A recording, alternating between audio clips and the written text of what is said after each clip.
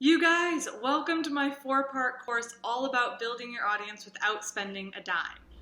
My name is Mastrogiacomo. I've been in the industry for about 10 years, first as a journalist, and then for the last 5 years running my PR company, Muddy Paw PR, and most recently I co-founded a membership site with my co-founder Steve Palfreman called Music Launch Co. So I have been in a lot of different areas, but press and journalism are definitely my specialty, as well as community building.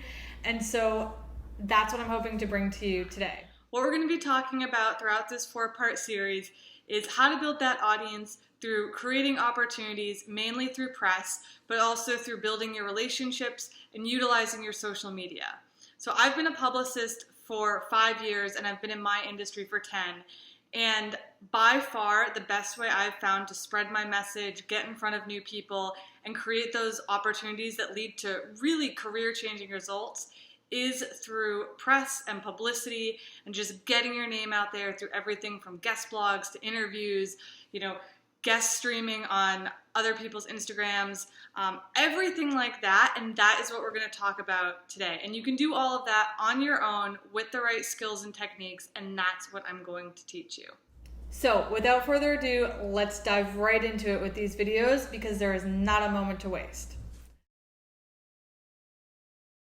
So the first thing we're going to talk about in the center of this video is going to be all about branding. Now I really wanted to get some of the foundational things out of the way in this video and the next one, because although they might not be as exciting as the pitch itself, laying this groundwork is going to be really important once you do get to the pitching step. So stick with me, pay attention, it's not that bad.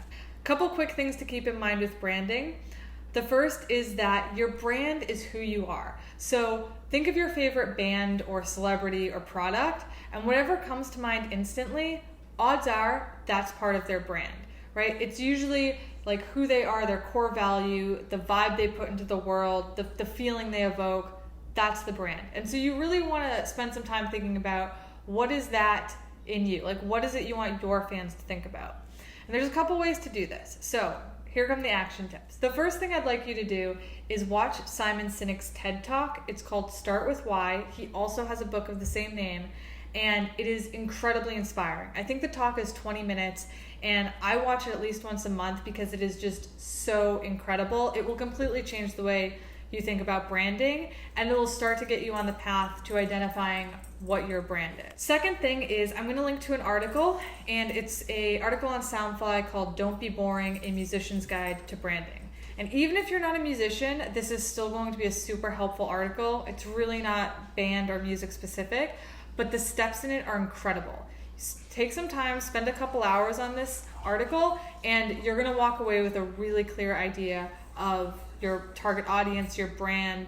It's going to be really, really helpful. Third tip, I want you to find a couple people you admire, whether they are in your industry or not, and follow them on social media, but also take the time to really sit down and think, what is it I like about what they're doing? Like, what is inspiring me? What is making me feel this way? It's also good to just have these mentors to turn to so that when you're feeling stuck, you can go to their social media or their mailing list and you can find inspiration in what they've done. The last tip I have for you is to get really clear on your narrative. Now, once you've been able to identify your brand and you've started to work through all these steps, you want to either create or refine your existing bio or about page, and you want to make sure to incorporate the things that you've just discovered, right? So that your message is really clear.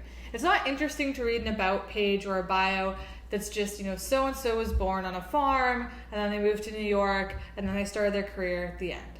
What's interesting is having some kind of hook, something unique.